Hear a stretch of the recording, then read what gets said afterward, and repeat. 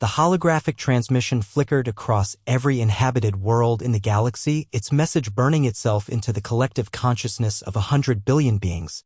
Ambassador Elena Vasquez, humanity's first diplomatic representative to the Galactic Council, stood in chains before the assembled alien tribunal.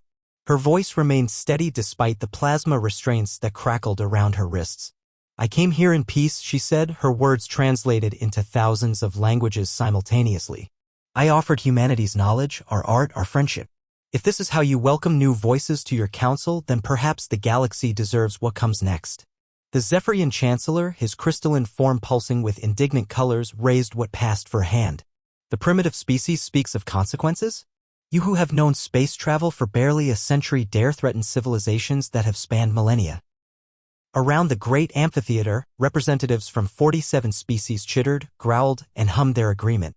The humans had been nothing but trouble since their first contact 3 years ago. Their aggressive expansion, their refusal to submit to established hierarchies, their stubborn insistence on equality, all of it had disrupted the careful balance the Council had maintained for 10,000 years. "Your species will serve as an example," the Chancellor continued. "Let this be a message to any other upstart civilizations that might follow in your wake."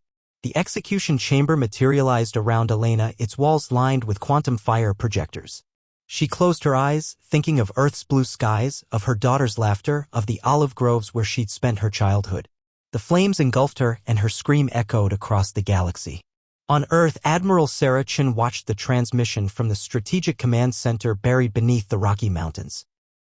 Her jaw tightened as Elena's final moments played out on the massive screen.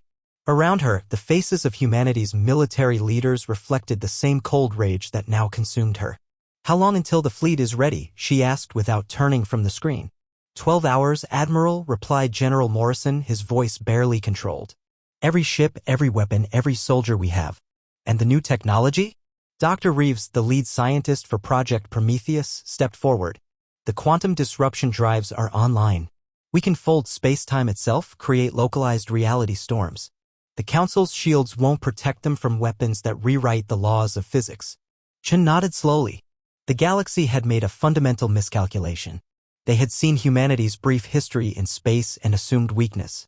They had mistaken diplomacy for submission, restraint for incapacity.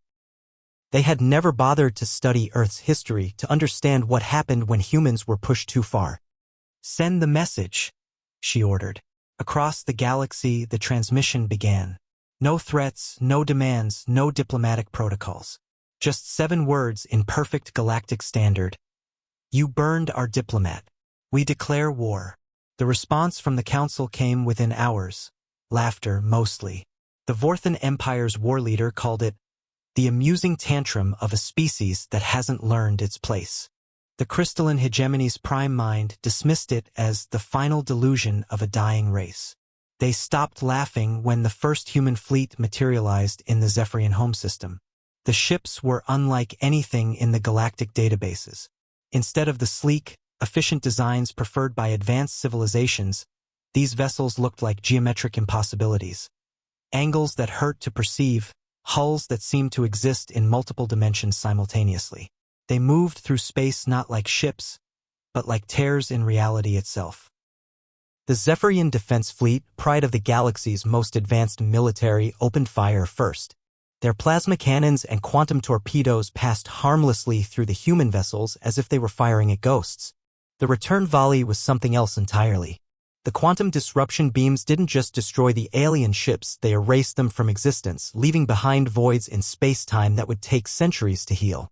The Zephyrian homeworld's planetary shields, powered by the energy output of 3 stars, collapsed like soap bubbles.